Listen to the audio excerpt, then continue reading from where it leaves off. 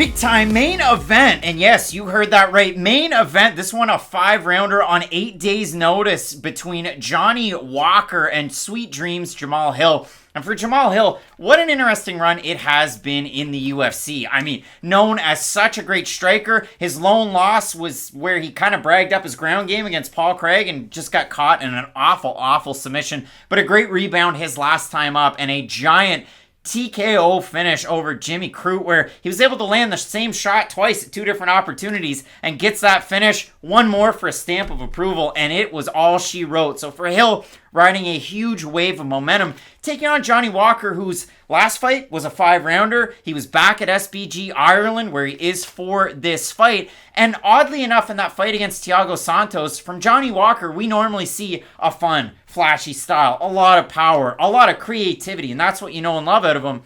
But he was kind of a little shy in that fight. He was a little bit more reserved than we normally see. And the oddest part about that fight was the fact that John Kavanagh, in terms of reservedness, kind of telling Johnny Walker that he was really close in that fight and that maybe he had the opportunity to win it on points as it was going on, which, you know, who am I to critique John Kavanagh? He knows a hell of a lot more than I do about MMA, but it was weird to see that, especially going back on the rewatch of that fight against Santos. So for Walker, you go from former title challenger to the hottest prospect in this division right now.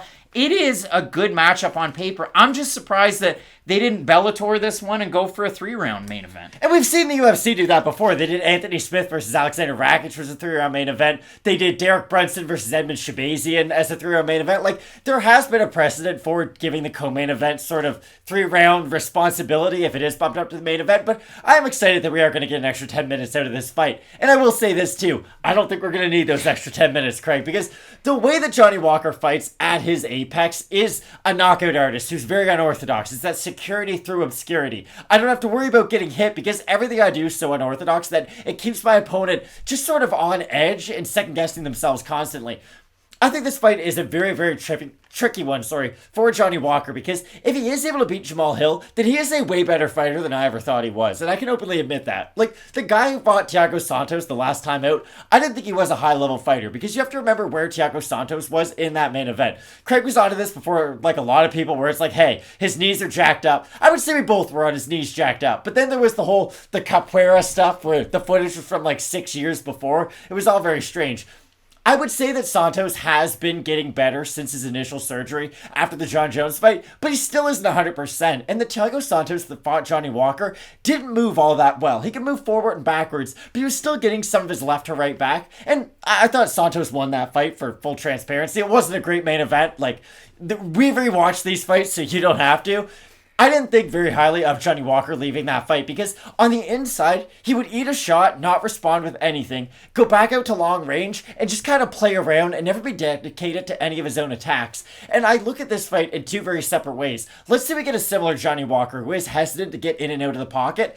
Then I think Jamahal Hill can just march him down, close off the cage, because that's what Jamahal Hill is phenomenal at. Making the cage much smaller than it really is, and making you pay for it. And the flip side is, let's say Johnny Walker has an overcorrection, if you will. He saw how hesitant he was his last time out, and he goes, okay, let's be the wild man again.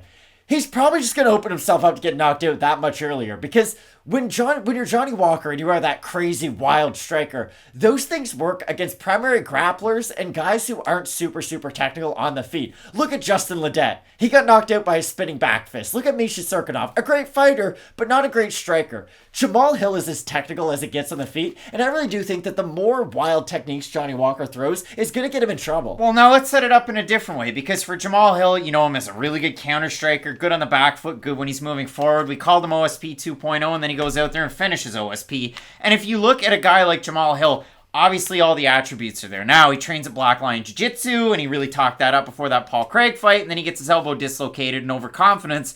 But maybe for a young-ish fighter, because he's not as young as you think. He's 30 at this point, but he's still young in his MMA career.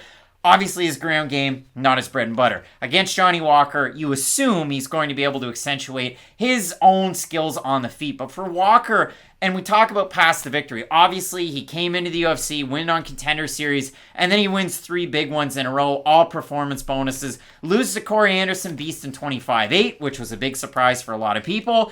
future Bellator light heavyweight champ. I'm saying it right now. He loses to Nikita Krylov, and he gets absolutely outclassed on the mat. And then he goes out and fights Ryan Spann, who, if you've ever seen somebody that's way too dedicated to leaving their head out there and on a double leg takedown, Ryan Spann's been knocked out multiple times by elbows when he goes for takedowns. Spann hurt Johnny Walker in that fight. Spann hurt Johnny Walker not once, but twice in that fight. Walker's able to get the finish win. It was a good one in the first round. But again, his last time against Santos, threw at a lower percentage than Santos, landed more strikes. But when you're landing 48 significant strikes in 5 rounds, I'm surprised they give you a main event. That's off the laurels of the 3 performance bonuses he was able to have coming into the UFC. Also, this wasn't supposed to be the main event. That's true. But my question to you is, if Johnny Walker's going to get a win against Jamahal Hill, what does it have to look like? I think he's going to have to clinch up like he did against Khalil Roundtree Jr., if I'm being honest. Because, I know I've incorrectly predicted Jamahal Hill's last 2 fights, but I've still said what he's going to do sort of the right way. Like, Jamahal Hill doesn't have a complicated game to break down. He's probably the best pure striker other than Yuri Prochazka right now in the division, because he mixes in his kicks really well. He has legit power on the feet. Maybe, I'm sure there's people out there who are disagreeing with that. Oh, Jan Blachowicz, oh, whoever. I really do think Jamahal Hill is on that level as a pure striker. Maybe his defensive grappling leaves more to be desired than some of those other fighters, but I gotta be honest, I still don't think Jamahal Hill's a 0 on the mat. Like, I know he got submitted by Paul Craig. Maybe there was overconfidence in that, but I don't think it's a case of, well, if you're fighting Jamahal Hill, all you have to do is shoot a double leg and you're going to beat him. So I do think that there's a grappling side to his game that we haven't seen yet that I do think will be unlocked at some point. Maybe this is the fight we see that from Hill. But to answer your question, I think if you're Walker, use some of those long-range attacks because he is so rangy for this weight division.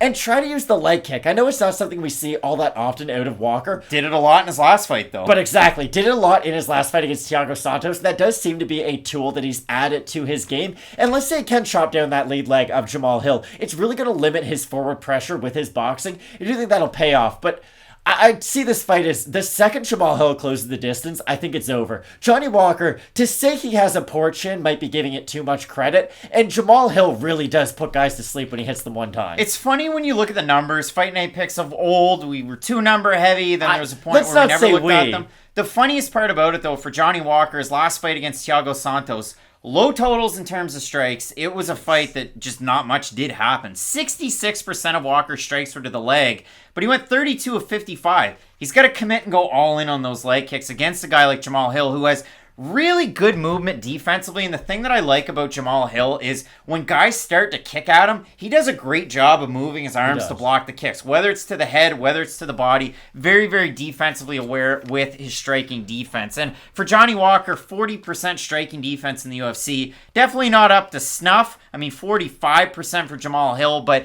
again, they do these things in different ways. Much better volume at a Hill, albeit lower level of competition in a certain respect, and the takedown defense for either of these guys, definitely not their bread and butter. So when we look at the odds, Walker open a plus 198 average on best fight odds, plus 215 right now. We look at it for Jamahal Hill, open minus 240, minus 270 right now. Tapology could be our friend, Matt. I'll also talk about the YouTube community tab because we do have votes over there, but over on Tapology, 78% of the fans have Jamahal Hill to get the win. He is favored to get the win. I mean, do you think the Johnny Walker fans, do they show up strong for the guy this weekend? Not at all. I think this is an awful fight stylistically for Johnny Walker, if I haven't made that abundantly clear. Oh my goodness. I really do. It's just, Johnny Walker leaves massive holes in his striking defense. Jamahal Hill, quite obviously, has crippling one-punch knockout power. I think it's just a story that writes itself, to be completely honest. All right, Hot Take Tony. So 6 hours ago, we put it up to you in the YouTube community tab. 69% of the fans have Jamahal Hill getting the win. Mr. Face, we should just ask the judges or John Anik who's going to win since they already know. Mr. Face is obviously upset about last weekend's judging. What else? Jake saying, do we forget how good Walker was at one point? Paul Pearce, old PP. He's saying Hill by any way he wants. And we also have Ishan saying Hill by KO in the first. So the Johnny Walker faithful have not showed up. Yeah, the faithful. They're not showing up for this one. Interesting again to see Johnny Walker back at SBG for another training camp because he's another one of those guys that's bounced from gym to gym to gym. And he's been at SBG in the past, and then he went to Russia, and then he went to TriStar, and then he was all over. Then he was in Vegas, but now he's back to SBG, second camp in a row. I'm eager to see it, but for me, I've got Jamahal Hill in this fight. I really do believe he is one of those like creme de la creme strikers. It's just when you take on a guy like a Yuri Prohashka, Glover Teixeira, Jan Blachowicz, like one of those really top guys, and there aren't many right now in this division. Even I'd love to see him fight Dominic Reyes, southpaw versus southpaw. That'd be a fun matchup if Reyes. I was just about to say, I gotta be honest, Craig. I don't want to see that fight at all because Dominic Reyes is coming off 2 pretty brutal losses. Like, I think that's a couple years down the road. He needs a bunch of wins, I think, to be completely... Like, this is the question I'm going to ask you, because this is what I truly believe. You said hot take Tony. You need a better name. Here's the thing. I think Jamahal Hill's going to fight for a title within 18 months. I really do. I think with the division being as shallow as it is, and with his fighting style being as exciting as it is, I think if he goes in there and has a great performance against Johnny Walker, it's going to mean that his next fight is either going to be a Fight Night main event that he will have a full 8-week training camp to get ready for, or it's going to be like a pay-per-view main card type of a spot. And I think if he does beat Johnny Walker, especially if he's able to finish him, then he's probably only 1 win away from a title shot. But I'd love to get your thoughts on that. I mean, a big-time opportunity, obviously, when you look at it for Jamahal Hill. And it's one of those divisions that's really shallow. I mean, we talked about it with middleweight. They have an opportunity to co-main event this weekend again. But it's one where Jared Cannonier, most likely your next title challenger at 185. But at 205, I mean, you've got Jan Blachowicz, your number 1 contender. Prohashka getting the shot for the belt. You've got Rakic, who's looked a little lackluster lately. Anthony Smith still doing the damn thing, hanging on. Thiago Santos, Ankalaev, who's the hotness right now. But then after that, Reyes, Uzdemir, Krylov's fun. Walker, Craig, Hill, Span, Kutsalaba. I know it's 12 fighting 10, but I could see Jamahal Hill going up as high as number 7 if he is able to get the win. Just because when you look at the division, Dominic Reyes is coming off of 2 losses. Volkan Uzdemir's behind him. A lot of guys coming off losses right there. So I could see Hill jumping up in the rankings quite a bit. And then from that point on, like you said, Ankalaev and him could be like a title eliminator almost at this point. I'm thinking the winner at this point gets Santos or Smith. I don't see a reason that you need to rematch those guys against themselves. So I'm taking the man himself, Jamahal Hill. Both of us going with tricky southpaw striker. In this one, we will have Fight Night Picks question mark kicks. That's 2 hours. It's live. It's before the prelims even start. You get an opportunity to have a look back at the week that was, get to factor in the weigh-ins. This coming out on Monday night. And if there's any updates like Mario Bautista, who's supposed to fight Khalid Taha, but it seems like that fight has fallen out. When and if he gets an opponent, we will be quick to get that video out to you because, man, Mario Bautista, what a fun fighter he is. So looking forward to all of that. Keep it locked in here on the YouTube channel. Toss a like and a sub. It really does go a long way. And as we always say, Matt, with Fight Night Picks, let's get into it.